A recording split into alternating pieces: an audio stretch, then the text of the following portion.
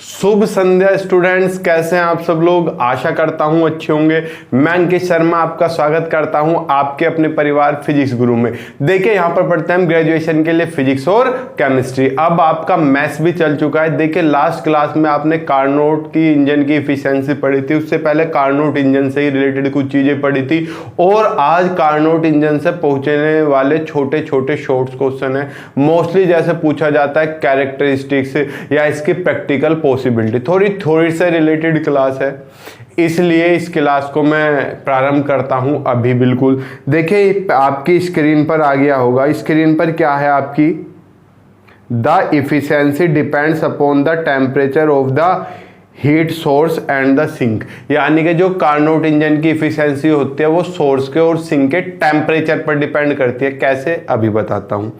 The efficiency is independent of the nature of the working substance. अब आपने working substance लिया था, उस वर्किंग सब्सटेंस की इफिशियंसी हमारे उसके नेचर से क्या होती है, इंडिपेंडेंट होती है, कोई फर्क नहीं पड़ता।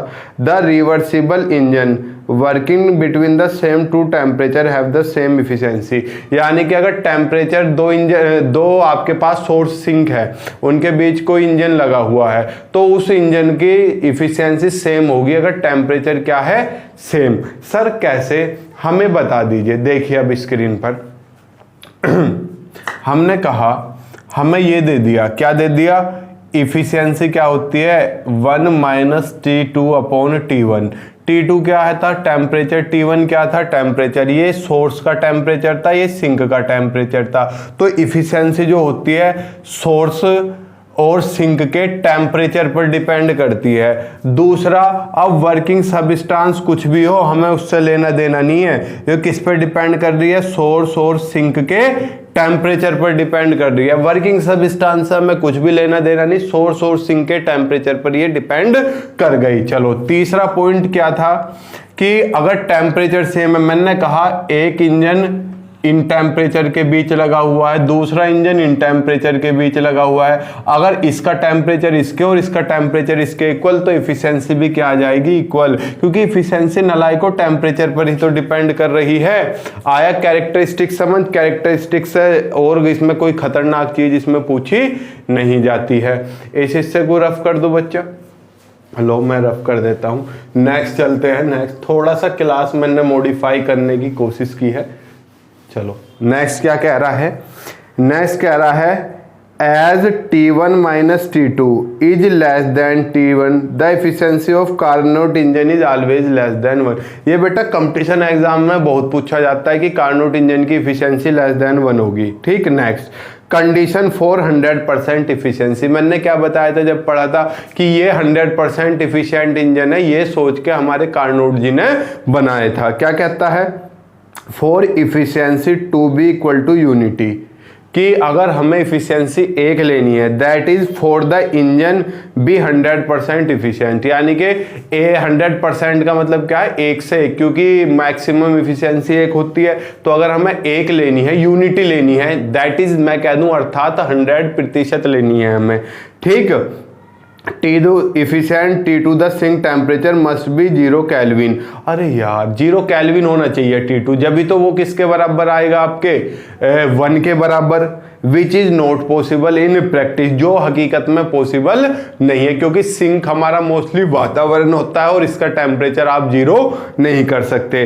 Hence the efficiency even of an ideal Carnot engine in less than 1, इसलिए इसकी इफिशियंसी हमेशा लेस देन 1 होती है। In other words it is not possible to extract heat from a body and convert it whole it into work. यानी कि engine, Carnot engine कैसा engine सोच के बनाया गया था, ये ऐसा इंजन सोच के बनाया गया था जो 100% हीट को 100% वर्क में कन्वर्ट कर दे। लेकिन ऐसा इंजन है ही नहीं, ऐसे इंजन की इफिशियंसी 1 होनी चाहिए। और इफिशियंसी का फॉर्मूला हमने क्या पढ़ा, 1 माइनस T2 अपॉन T1। ये ईटा 1 के बराबर कब होगा, इफ T2 0 हो, तभी ईटा 1 के बराबर होगा। अरे क्या हो गया, 1 माइनस 0 अपॉन T1, 0 के अपॉन में कुछ भी हो 0 ही होता है, तो क्या बन गया, ये 1 ना बन गया। ये हो गया। लेकिन T2 क्या था हमारा, सिंक। सिंक का टेम्परेचर आप 0 नहीं कर सकते, तो किसी भी इंजन को आप 100% इफिशिएंट नहीं बना सकते। तो कार्नोट इंजन की इफिशिएंसी 100% नहीं होती, क्योंकि सिंक का कुछ ना कुछ टेम्परेचर होगा, और जब कुछ ना कुछ टेम्परेचर होगा तो इस हिस्से की कुछ ना कुछ वैल्यू होगी।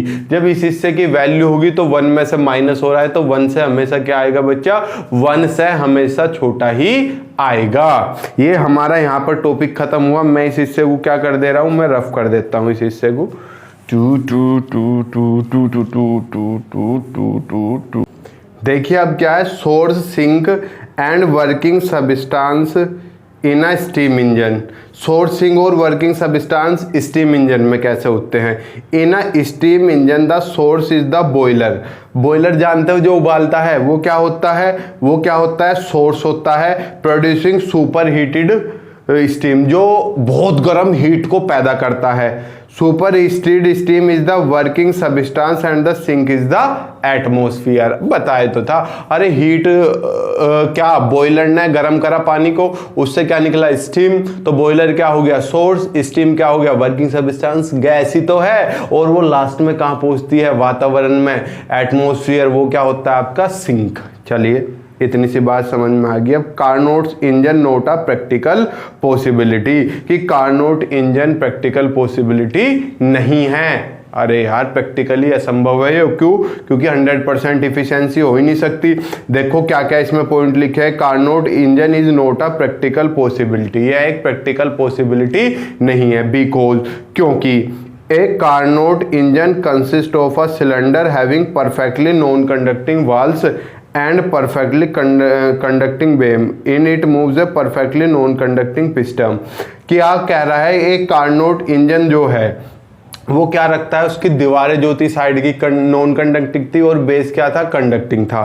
चलिए, the cylinder contains a perfectly gas as a working substance. Cylinder में गैस भरी हुई थी परफेक्ट, जो क्या होती थी, क्या होती थी बेटा, वर्किंग सबस्टांस ही तो होती थी।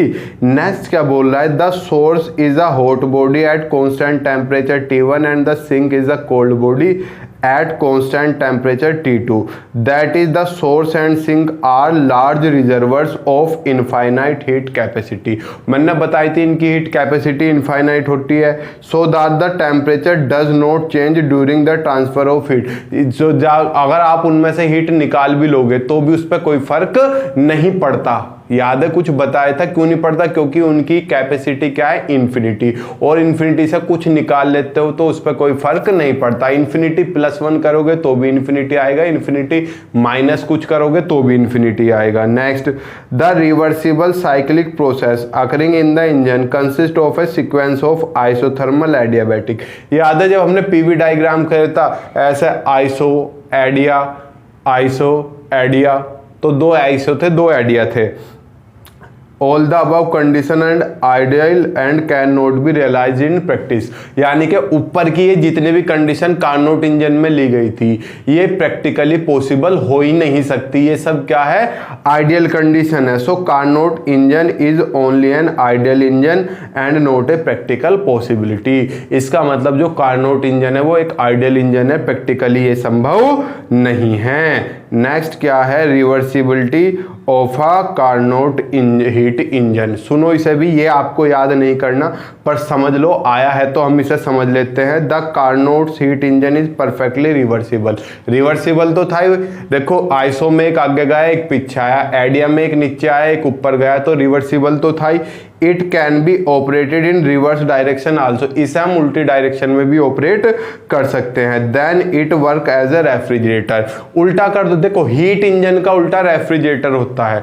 हीट में सोर्स से सिंक की तरफ हीट चलती है, रेफ्रिजरेटर में सिंक से सोर्स की तरफ। तो जब हम कार्नोट इंजन को पलट देंगे तो ये किसकी तरीके से वर्क करेगा, ये बच्चा ये वर्क करने लगेगा आपका रेफ्रिजरेटर की तरीके से। ठीक, the heat Q2 is taken from the sink and the external work is done on the working substance and Q1 is rejected to the source. उसमें क्या हो रहा था, सोर्स से Q1 ले रहे थे, वर्क कर रहे थे, और एक्स्ट्रा कहां पहुंचा रहे थे, एक्स्ट्रा कहां पहुंचा रहे थे, एक्स्ट्रा पहुंचा रहे थे आप सिंक में।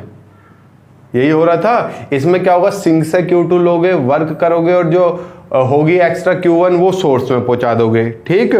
Moreover, in the Carnot heat engine, the process of isothermal and adiabatic expansion or compression are carried out very very slowly, that is quasi-static। यानी कि अगर हम ज़्यादा बताना चाहे तो कार्नोट हिट इंजन में जो प्रोसेस है आइसोथर्मल और एडियाबैटिक, वे क्या होते हैं, बहुत ही स्लो, धीरे धीरे धीरे धीरे। तो जो प्रोसेस स्लो होता है उस प्रोसेस को हम क्वासी स्टेटिक प्रोसेस बोलते हैं। This is an ideal case, यो भी एक आइडियल केस है।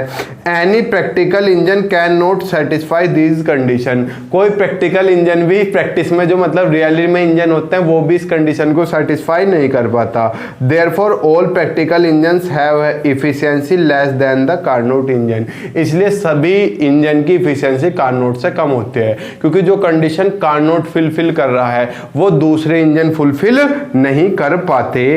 तो कार्नोट इंजन तो पॉसिबल ही नहीं है। Next, effective way to increase efficiency. Efficiency कैसे बढ़ाई जाए बेटा, ये इफिशियंसी का क्या था आपका, इफिशियंसी का ये फॉर्मूला था eta equals to 1 minus T2 upon T1। तो अगर आपको इफिशियंसी बढ़ानी है using a heat source at constant temperature T1 and heat sink at temperature as low as possible, यानी कि आप T1 को जितना छोटा लोगे हैं, नहीं, T1 को जितना बड़ा लोगे इधर वाली वैल्यू उतनी छोटी हो जाएगी। Using heat sink at constant temperature at high as possible, using heat sink temperature T2 and a hot source at temperature at high as possible. मतलब क्या बोल दिया ये, देखो कुछ नहीं, आओ बोर्ड पे आओ, देखो आपने eta equals to 1 minus T2 upon T1 पढ़ा है, मुझे ईटा को बढ़ाना है।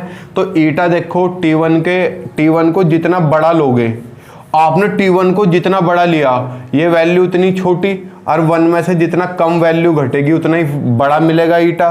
तो भैया T1 कम से कम होना चाहिए और T2 बड़े से बड़ा होना चाहिए। T2 जितना बड़ा होगा तो 1 में से है T2 जितना बड़ा होगा, यही कहना चाह रहे हैं। अबे नालायको, T1 सॉरी उल्टा लिख दिया, T1 तो बड़ा होना चाहिए और T2 छोटा होना चाहिए, बेसिक सी चीज। अरे T1 जितना बड़ा होगा ये वैल्यू उतनी छोटी होगी, और जितनी छोटी होगी 1 में से माइनस करके उतनी बड़ी मिलेगी, और T2 जितना छोटा होगा ये वैल्यू उतनी छोटी होगी। कुल मिला के हमें इस वैल्यू को छोटा बनाना है, और छोटा कब बनेगा, जब ये वैल्यू बड़ी हो और ये छोटी हो। सर खोपड़ी में नहीं घुस रहा, मैंने कहा 2/5 बड़ी वैल्यू है या 2/10, बताओ। अरे ये बड़ी वैल्यू है, इसमें 2 के 5 हिस्से करने हैं, इसमें 2 के 10 हिस्से करने हैं, तो ये वैल्यू छोटी है। यानी कि इस वैल्यू को छोटा करने के लिए, रुकिए एक सेकंड बस, इस वैल्यू को छोटा करने के लिए मुझे नीचे वाली वैल्यू बड़ी लेनी पड़ेगी। समझ गए? अब आप समझ गए, यही लिखा हुआ था इसमें स्क्रीन में। चलिए हम आपसे कल मिलते हैं, तब तक के लिए गुड लक, खुश रहिए, मुस्कुराते रहिए। जय हिंद, जय भारत, प्रणाम, शुभ संदेश।